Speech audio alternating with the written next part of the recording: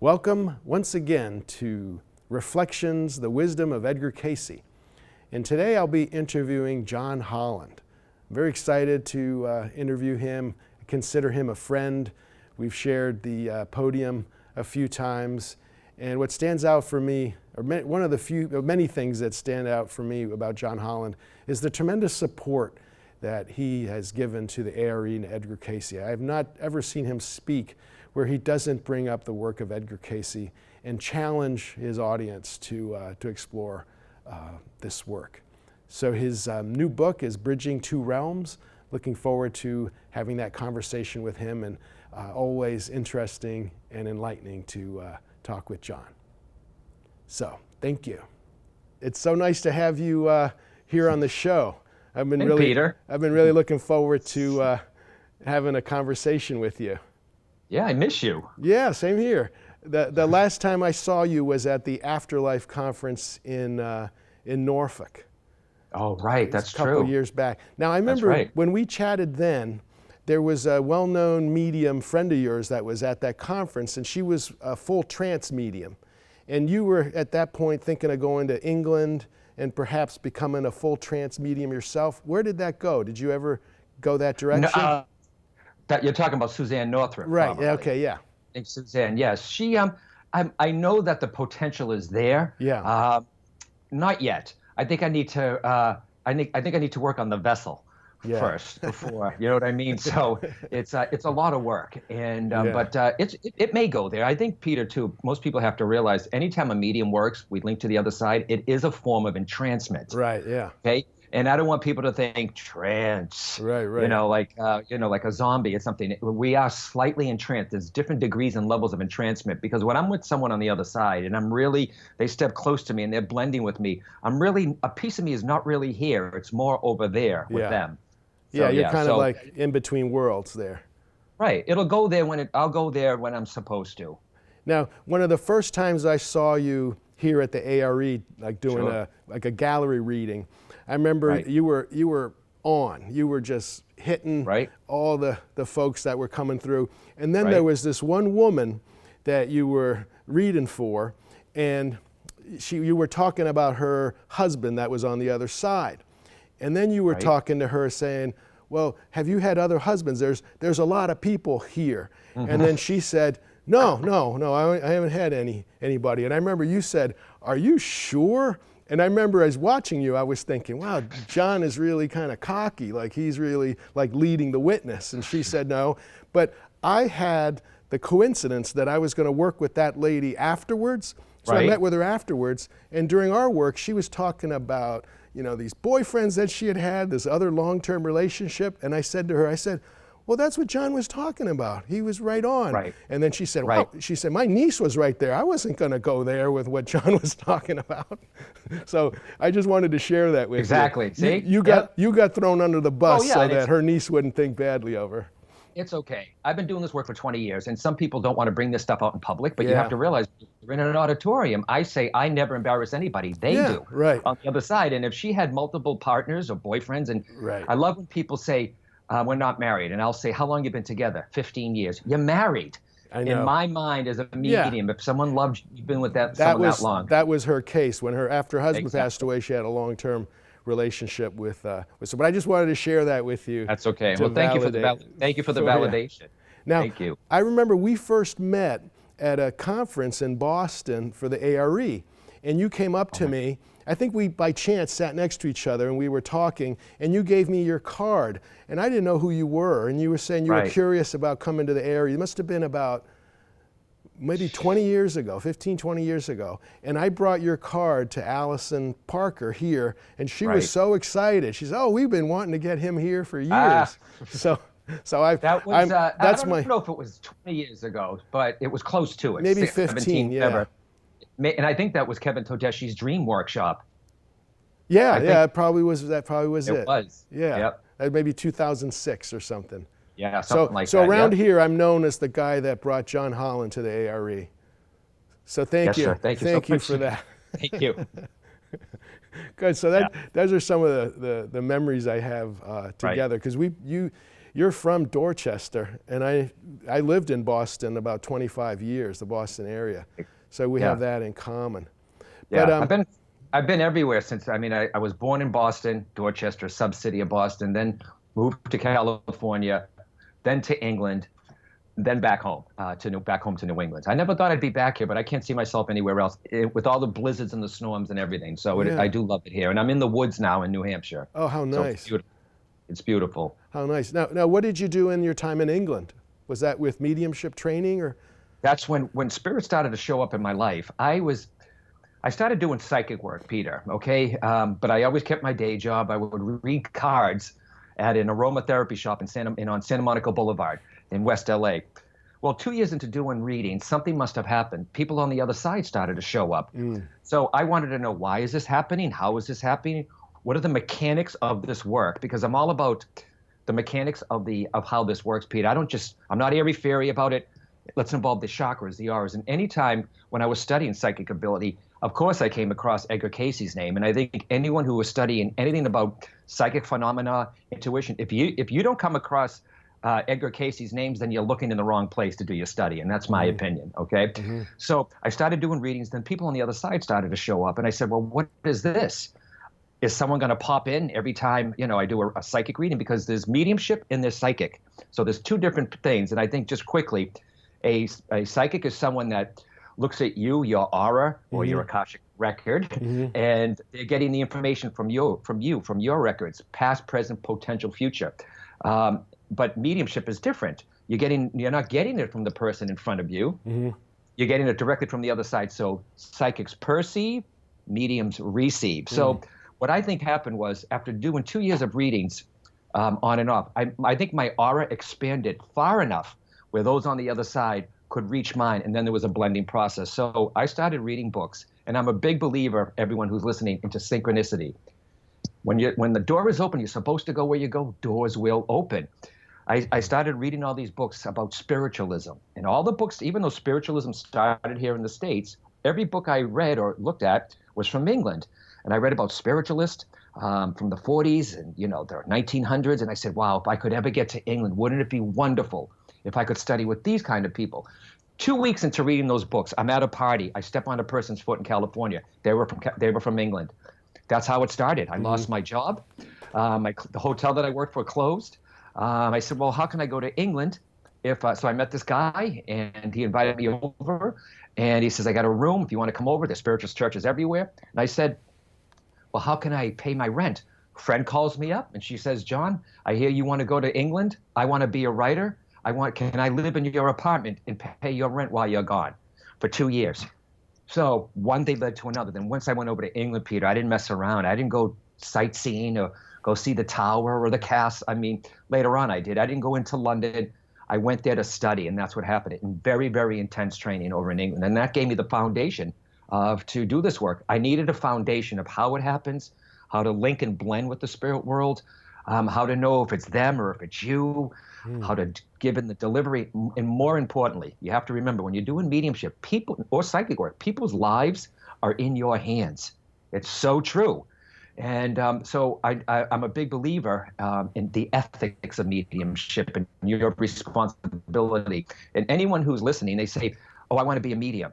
Are you ready to live a life of service? Because that's what it is. And you have to be properly trained, because it will make you extra sensitive. So so that's how it started. I mean, that's what brought me to England. And then everything just flourished when I went over there. I met different people. They took me under their wings. I went to the Arthur Findlay School of Mediumship or Psychic Sciences, and sat in circle for 2 years, a meditation circle every Tuesday at 6 o'clock. If you were late, they closed the door.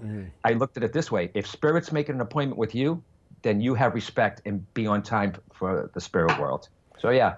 Now, are you able to turn it off? Like, is it something that you can kind of go in? Absolutely. Yeah. Absolutely, Peter. Everyone says to me, if I get students, they're always with me they're always with me. I'm like, then you don't know the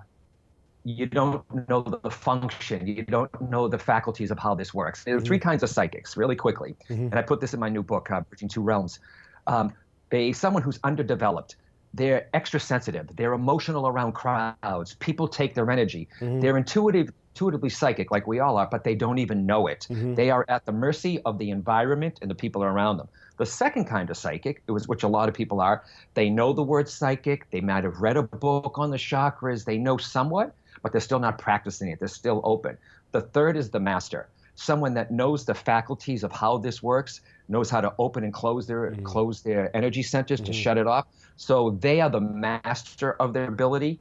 The abilities aren't the master of them. Yes, I do shut it off, and I wouldn't even know I'm a medium unless I'm speaking in front of people or someone's in front of me. I mean, I do tap into spirit, you know, for myself.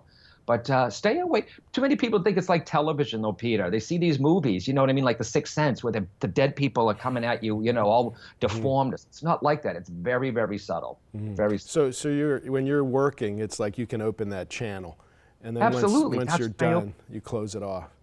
Close it off. Yeah. It takes a very, very, very strong spirit to get my attention when I'm not working. I may be sitting with someone, I'll be like, but I never just blurt it out. You know what I mean? Because I never walk up to somebody like they show on television, because you're invading somebody's space, somebody's faith. You don't know if they're emotional. Yeah. And if spirit wants you to give a message to someone, they'll work out how it's going to happen. Yeah. Yeah. So it takes a strong spirit to get my attention when I'm not working. Yeah. So tell me more about your new book. It's Bridging Two Realms. Bridging Two Realms. Yeah. Yep. Learn to communicate with those on the other side. I wrote this book basically, Peter, to show people who are bereaved. I wanted to say, okay, I write from a place of inspiration. What's needed out there? What is needed? I mean, how many more books can you write on mediumship? I mean, or how many times just on a jokingly aside, how many times can you say the dead are really alive, that they don't die? It's been said, but I said, what is out there for people that are bereaved? Yeah. They want to go to a medium, but can they connect for themselves? So it started off that way, where the whole front of it is I talk about energy, how we don't die, how you're a soul first, a lot of Edgar Cayce stuff too, also in there. And to try to show the people that have lost someone, you can still have your own connection with them. There are multiple ways that you can do it. There's different techniques.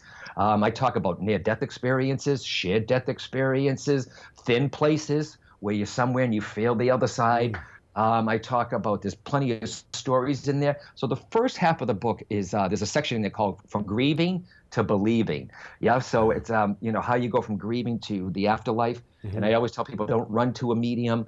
There's techniques I give, but the second half of the book, because I noticed in society, the consciousness of man or society, something's happening, Peter. More and more people are waking up intuitive or psychic, and all of a sudden they're extra sensitive. Yeah. And a lot of people think, I'm supposed to be a medium. I'm going to take a weekend course and put up the website, and there I am. No. Yeah. Just because you're intuitive doesn't mean you're meant to go on to this, to do this professionally. Yeah. It's for our own good. So the second half of the book is for people, if you're finding yourself psychically sensitive, this is what's happening. This is what you can do about it. I talk about the aura, the chakras. I talk about meditation. And I know that's been written about before, but it's in a different way this time. And then later on, as you go on about the book, if you want to see a medium, what to expect.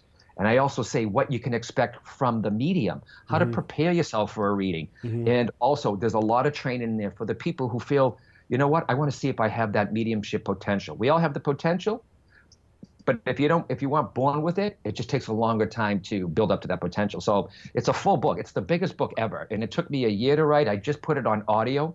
So it's really funny. I read it, edited it, proofread, got it back, gave it back, read it again. Then the house, my lovely publishers too, said, now we want you to do audio. So I went, wow. So it was a lot of work, but boy, did all the information get more ingrained for me so I can start teaching what I wrote in 2018. Yeah, so Bridging Two Realms. So it comes out February 27th. I'm excited. I didn't think I'd had another book in me, Peter, until Hay House called and said, so, do you think you have another book? And I went, well, yeah. So it's been 7 years now. Yeah, it sounds really valuable. It's like when I heard the title, it's like I do a lot of work with hypnosis and regression, and we kind of go behind the veil. And sometimes people will have like what would be a mediumistic kind of experience, like especially if somebody's recently deceased. Oftentimes in trance, in a light trance, they'll get some kind of contact or communication from that. Absolutely. From that loved one. So yeah, well, I tell people too in the book, I mean, they try to give you, your loved ones try to get your attention all the time. But when somebody passes away, they're so sad, they're so bereaved, they're so um, in mourning. The spirit world, your loved ones are trying to get your attention around you. And some people say, I feel like he's right here with me, because they are, Peter. Yeah. But we explain it away. And in there too, I talk about after death communications, ADCs, Judy Guggenheim's and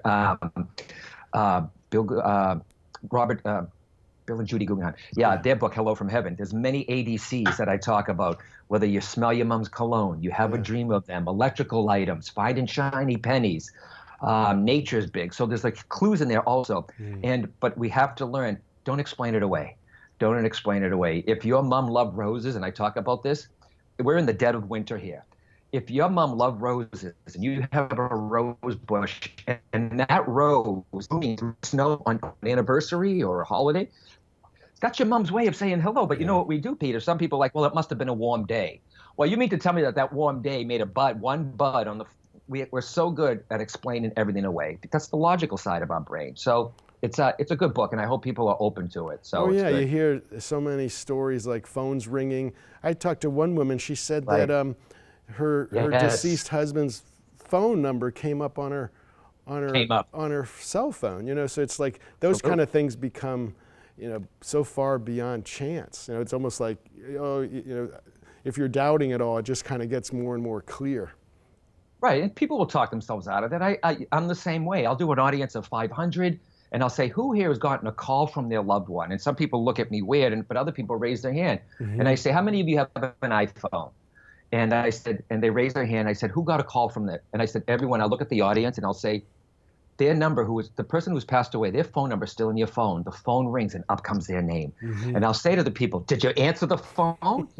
And they said yes, and I said, what did you hear? Usually it was static. Yeah. But I often joke. I use a lot of humor in my work, Peter, because I try to raise the energy of the room. We're the ones that are still here. They want us to be happy. I know losing someone's not humorous. I've lost people too. But when you see a mother laugh for the first time since she lost her child, it's beautiful. Or you see it all melt away, the pain. I know for a fact, my mother who passed away 6 years ago, her name is Jenny. And she's in my iPhone. And you can do different tones for different people, so you know who's calling. So she has the harp. She's the only one that has a harp. And I often joke with my audience, and I said, guys, I don't know about you. I've been doing this work for over 2 decades. But if I heard that harp ring and I saw my mom's name come up on the phone, Jenny, I think I would do this. Hello? I think I would throw the phone if I heard her say, Johnny. I'd be like, oh, my God. Come and get me. That's never happened to me. But I did have a dream of my mom. After she passed, it was a year. And it was a real dream of her. She was young. She was healthy. And it was a quick dream. And we hugged. And those are real ADCs. If you're having a dream of someone and they're crying or they're in some type of torment or that's you working through the bereavement process. They always come through healthy, happy, glowing. And if you get that hugging dream on top of it, I woke up crying because she hugged me in that dream. It was real. It was so real. Yeah. It was real. And you have to realize, I don't believe in an afterlife, Peter. I know it. Yeah, that's a good way to put it. Yeah, I got that from another medium, Gordon Smith. It's true. I don't believe in an afterlife. I know it. Yeah. And there's like with my mother, I started seeing ladybugs. So when I see a ladybug, I'll see a ladybug in winter, on my hand or something. And it'll just be like a little shout out. Yeah, a little hello. Thinking of you, like a card or something. They're very subtle though, Peter. People think that because we watch the movies or television, I always say, guys, the signs are very subtle. They're not going to scare you. Right. I said, your mother's not going to step out of a 3D rift, like sci-fi. And I said, what would you do if your mother appeared right in front of you? And people be, I'd love that. I'm like, no, you'd probably freeze to death from fright. Your hair would go white. It's very subtle. They're not going to do that. And another thing, they take their cues from you. What do I mean by that? Mm-hmm. If they're not going to send you a sign or the rose or the smells, or if they know it's going to upset you, they'll wait. So they take their cues from you. And I know this for a fact, because I see it all the time. 2 sisters in my audience. And one of the sisters raised her hand. She says, how come my sister always gets the messages and I get nothing? And I went, okay. I said, out of the 2 of you, which one is the emotional one? She goes, well, I am. I said, exactly. I said, when you're calm and your mom knows that it's not going to upset you, then she'll come to you. And if you don't, they're going to go to somebody else. And if they don't go to the other sister, they'll go to the mailman. They know how to get the message to you. Yeah. So you just be open. I teach that. Oh, nice. Exactly. There's a technique in there where I tell you how to be open to ADCs and how to ask. Now, are you teaching? Like, do you have private students? Like, you have classes where you teach mediumship? I've been doing this work, Peter, for over, it's like, Peter, I started doing this work over 2 decades now. I've been with Hay House for like 15, 16 years. I've traveled. I'm blessed. I've traveled England, Australia, Scotland, all across the United States, Edgar Cayce Foundation, everywhere, Hay House events. I'm getting a little tired now, okay, in my older years, okay? I'm not ancient, but I think I keep getting this message. And for anyone who is listening, if you're going to work for the rest of your life, it might as well be something that you enjoy and fun. Yeah. I keep getting this, I think I don't talk a lot about guides, but it could be a guide inspiration. I started a school. Now, it's not an actual building like the beautiful A.R.E., but I have the name for it. It's the New England School of Mediumship and Psychic Studies. So I will bring people in and find the location. It's time. I've already done a few classes, but I haven't put it out there yet. But what would make me happy is let me help people with the training that I have. Let me stay home with my little dog for a little while and let me teach people here. And I think I got a solid foundation. People do come to see me and study, so I'm blessed. And they can look for me at the A.R.E., Omega, Kripalu, New Hampshire, Hay House events. So it's going to happen where I'm going to have the official website up soon, though. So that's great. Watch this space. Yeah, it's time. That's great. It's time. Yep. Now, one of the things I wanted to acknowledge and thank you for on behalf of the entire A.R.E., the Edgar Cayce Foundation, is that you always bring up Edgar Cayce. Like, anytime I've heard you speak, you find some way to acknowledge Edgar Cayce and some way challenge the audience, like you did here, that if you aren't reading about Edgar Cayce, it's like you're studying physics and you haven't heard about Einstein. So I just wanted to... Well, I wish... When I read these books of the older mediums demonstrating at the Albert Hall and bringing such validations with names and street addresses, and then I hear about Edgar Cayce, I wish, got to be careful, I wish I could step back in time. I can do that on a psychic level, but I so wish I could have met this gentleman, Edgar Cayce, but you know what? His work still lives on, and I will continue to the day that I go to the other side, push his work. The younger people is what I'm trying to reach, Peter. The millennials, the younger people, to understand. Edgar Cayce's work never gets old. It is what it is. He was the most tested psychic, most readings, and he's brilliant. And what I love about Edgar Cayce's place and A.R.E., and for anyone, because I'm going to broadcast this to my audience too, if you've never been to the Edgar Cayce Foundation, the Association of Research and Enlightenment, oh my God.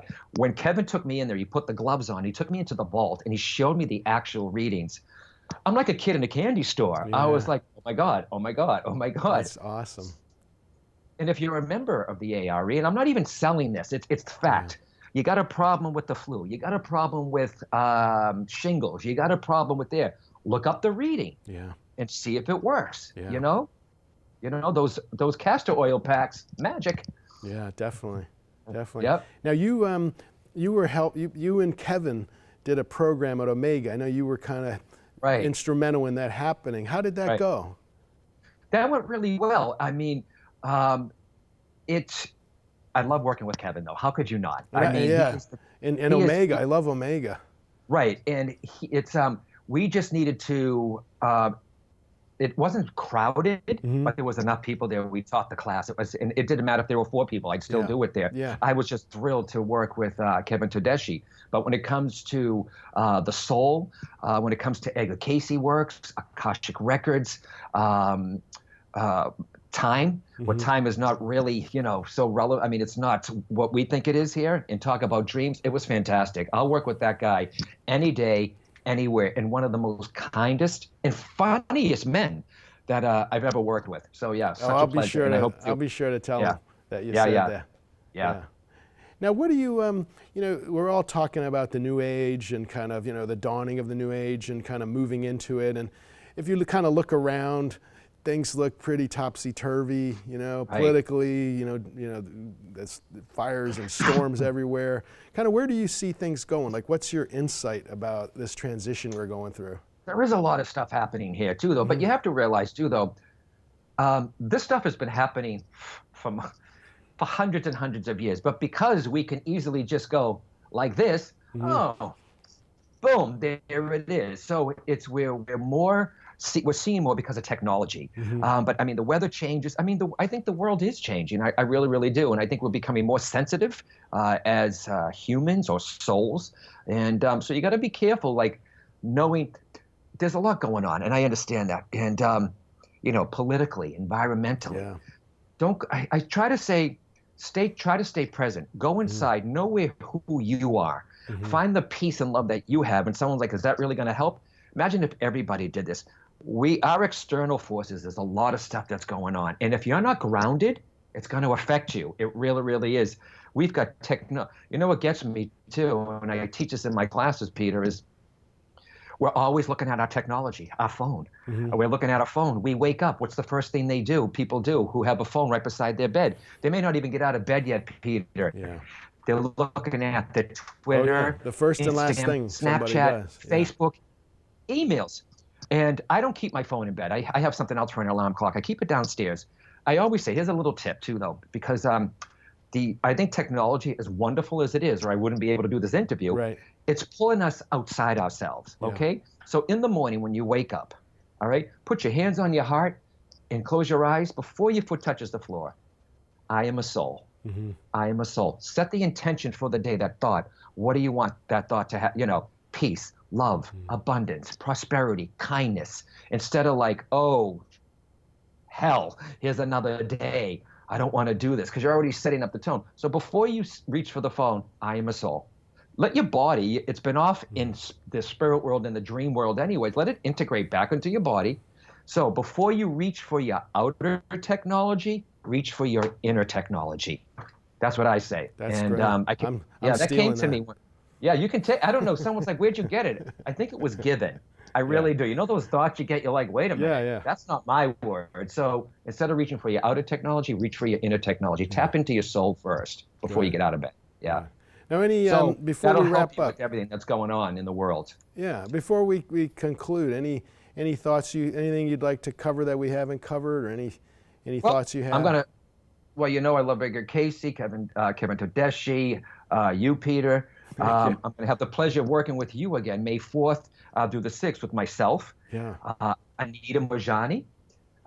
She is the woman who passed away and came back. She toured with Wayne Dyer, had the tumors, immediately healed when she came back. So the people at A.R.E, they said, I'll be there with Janet Havoc, of course, Peter Woodbury, Stephen Schwartz. And then the woman, I forget who does the booking. Christy does the bookings. Christy and Allison, yeah. Yeah, so it was either Allison or Christy. And they said, if we could get Anita Mojani, she said, I would have my dream panel. And I said, do you want her? So I said, hold on. Anita, you want to work at Edgar Cayce's place? She's like, I've always wanted to work. And I said, okay, you're in. So May 4th through the 6th, the annual Reincarnation and Soul Life Conference. It's so cool. All ages go to this thing. And I work with Janet Havoc. I work with Anita. Wait till you hear this woman speak. Oh my God. Great. She's so heart-centered, so lovely. And her story, it's not just about the afterlife. What's important, she talks about here, live in heaven now. Yeah. So she helps you also. So beautiful. And I'm just so looking forward working with you and Stephen and Janet and Anita. It's going to be great. Oh, May 4th through the 6th. Well, I'm looking forward to it. I'm looking forward to anytime you're doing anything. It's always a joy to see you. And you've done so much in your, 40 years of life? It's just amazing. Thank you so much. I did a lot. I remember going with Hay House, and I had the one book, Born Knowing, and I was down in Australia, and I saw my one little book sitting there, and I was with Reed Hayhouse, Tracy, the president, and I said, I just got that one little book. He says, you'll have more. Well, sure enough, 6 later, and tarot decks and radio show, and I'm just blessed. I am just blessed. But it's well deserved. It's like Cayce says, when you're channeling or when you're in tune with the divine, he said you could be in the middle of the desert, people will find you. Absolutely. And so you're doing sacred work, and keep it up. Thank you. So look forward to seeing you soon and anytime. All right. Thanks, Peter. All right. Have a great Rest of your day there, John. You too. God bless.